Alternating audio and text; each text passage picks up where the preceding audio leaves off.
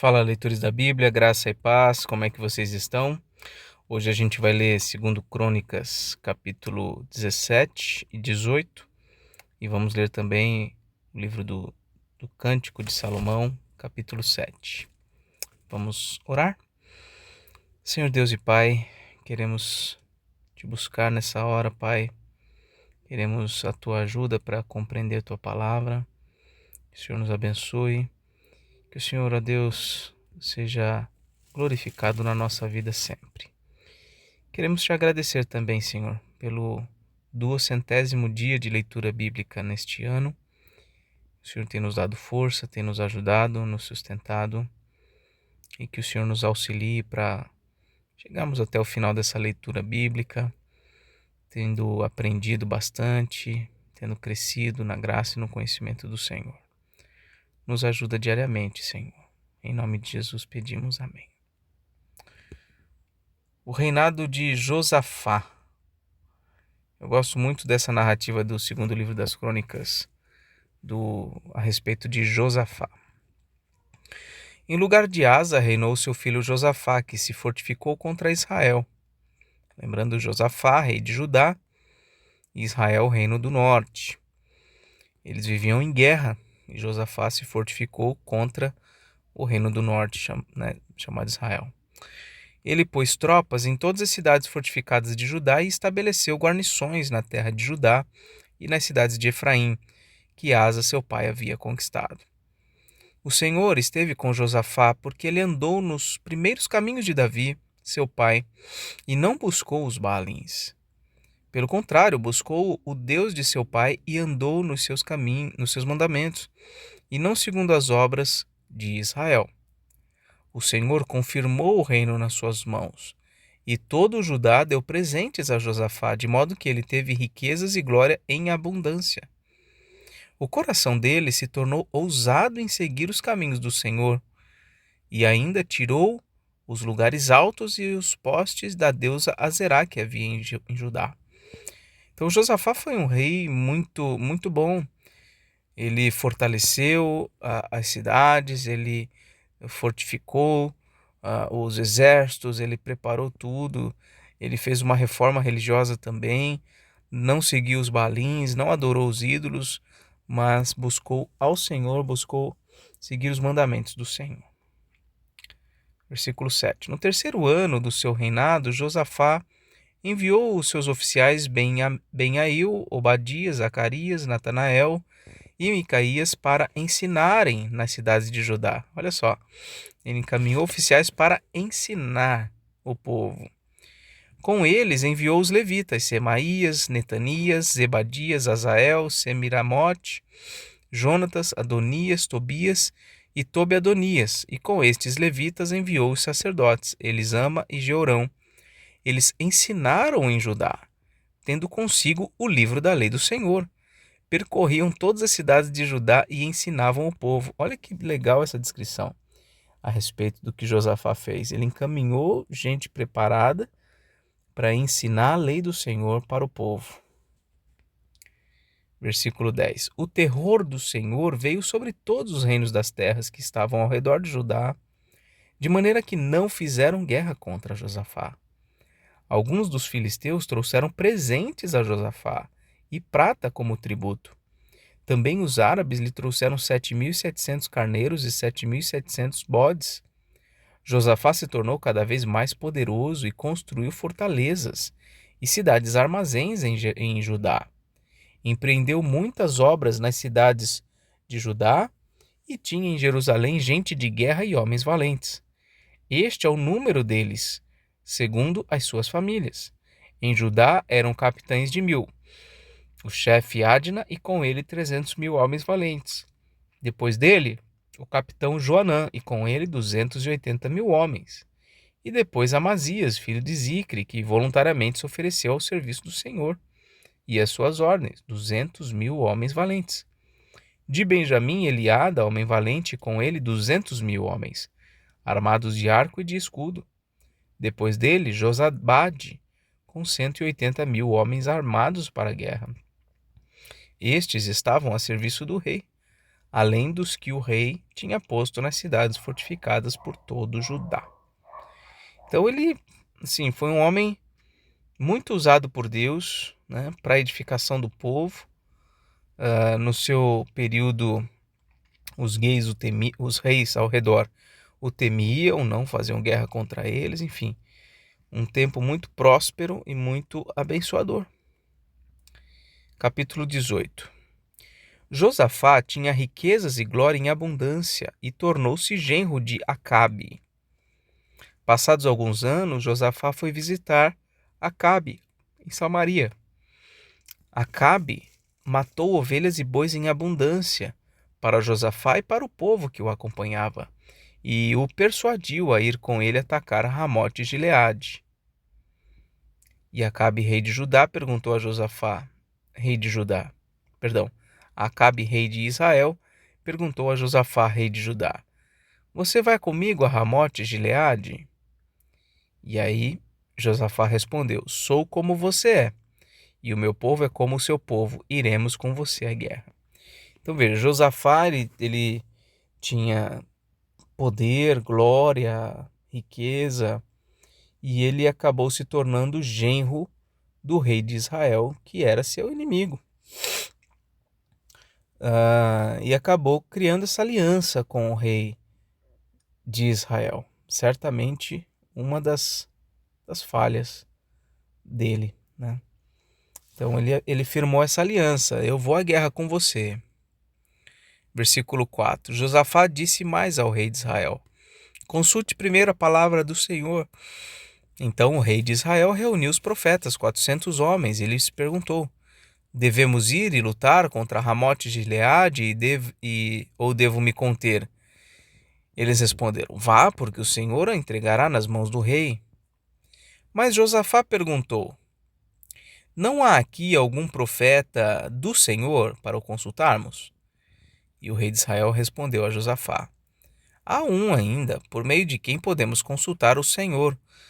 Mas eu o odeio, porque nunca profetiza de mim o que é bom, mas somente o que é mal.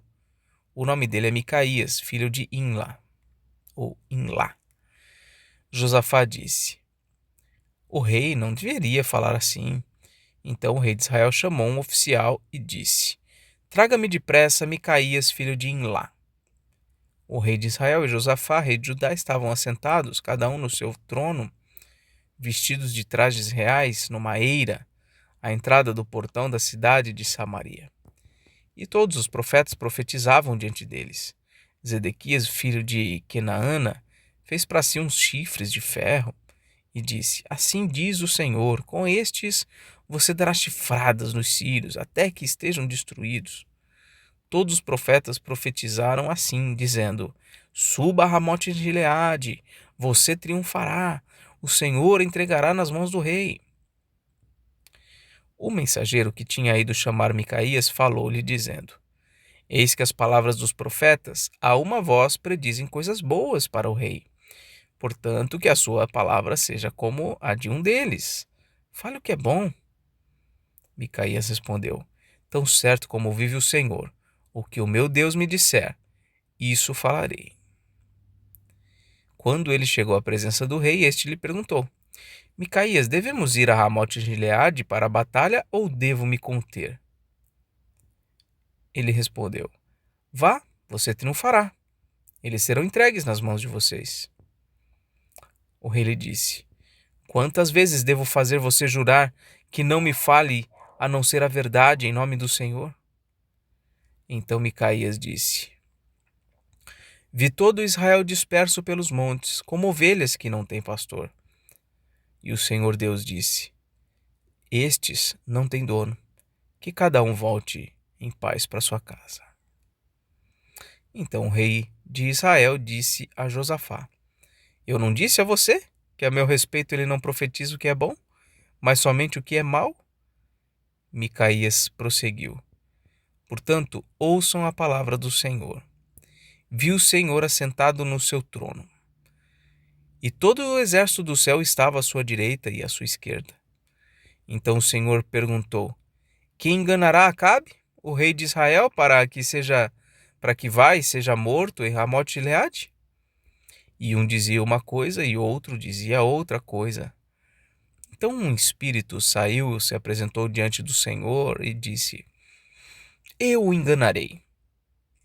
O Senhor perguntou: Como?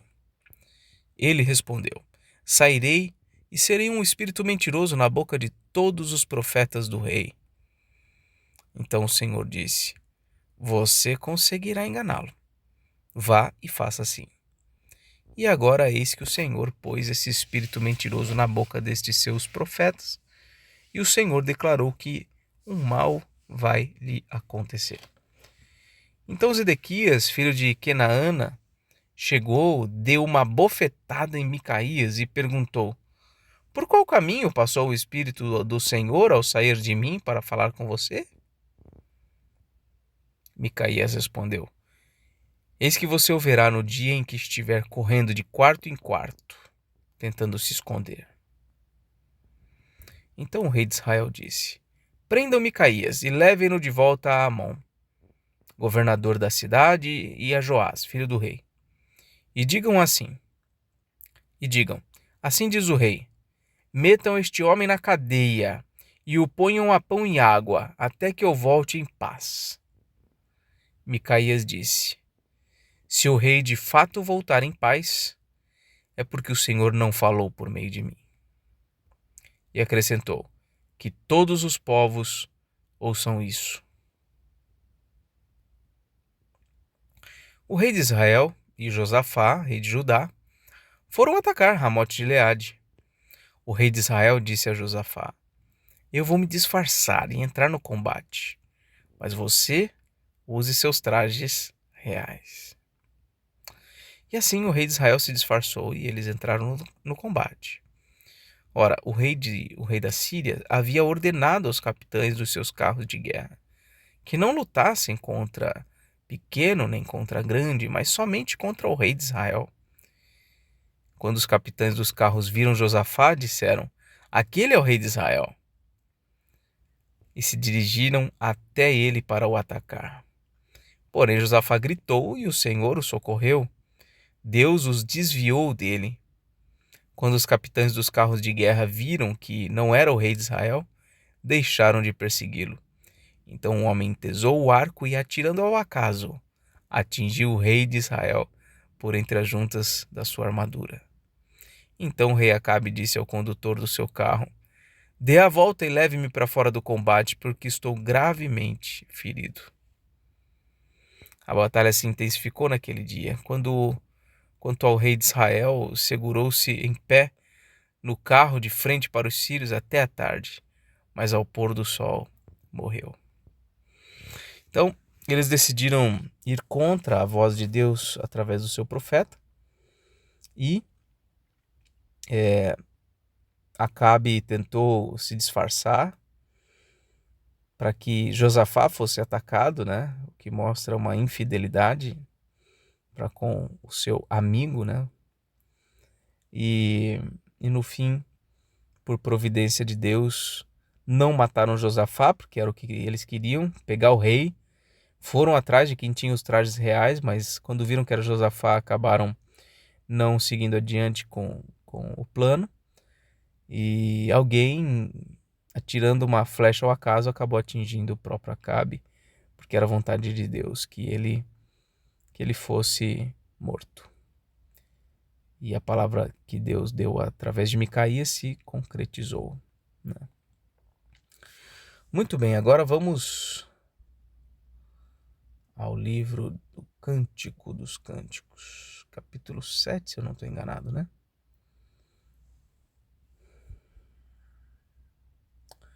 Deixa eu ver se eu consigo confirmar aqui. Isso, capítulo 7.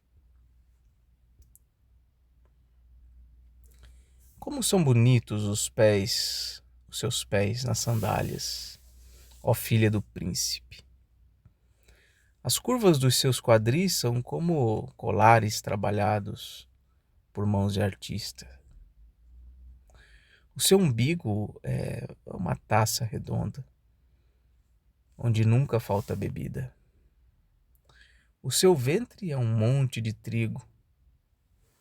cercado de lírios.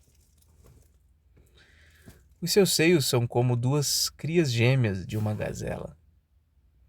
O seu pescoço é como uma torre de marfim. Seus olhos são como as piscinas de Hesbom, junto ao portão de Bate-Rabim. O seu nariz é como a torre do Líbano voltada para Damasco. A sua cabeça é como o Monte Carmelo. Seus cabelos são como a púrpura. Um rei está preso nas suas tranças. Como você é linda! Como você é atraente, meu amor, com as suas delícias.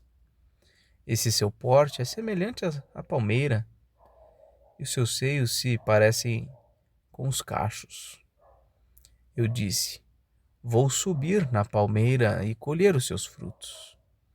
Sejam os seus seios como os cachos de uvas, e o aroma da sua respiração como o das maçãs. Seus beijos são como o bom vinho. A esposa: vinho que se escoa suavemente para o meu amado, deslizante entre os seus lábios e dentes. Eu sou do meu amado, e ele tem saudades de mim. Venha, meu amado, vamos para o campo. Passemos a noite nas aldeias. Vamos levantar cedo e olhar as parreiras, para ver se já começaram a brotar, se as flores estão se abrindo, se as romãzeiras já estão em flor. Ali eu lhe darei o meu amor. As mandrágoras exalam o seu perfume, e as nossas portas a todo tipo de frutos excelentes, frescos e secos, que reservei para você, meu amado. Muito bem, mais um capítulo. Estamos chegando ao final. O 8º capítulo é o último. Então aqui mais expressões, né, do carinho, do apreço, da admiração até pelo corpo físico, né, da noiva que o esposo demonstra. Vice-versa também, né, a esposa também tem um apreço pela beleza do seu marido, enfim. Então, devemos lembrar que certamente foi um cântico de um homem, de fato, Salomão, se referindo aqui a uma donzela, a sua noiva, a sua esposa, mas também certamente anuncia e reflete o enlace entre Cristo e a sua igreja, e o apreço e a admiração que ambos têm um pelo outro. A igreja que ama, que adora, que se delicia em Cristo, e Cristo que por sua vez ama e tem todo o seu prazer na igreja.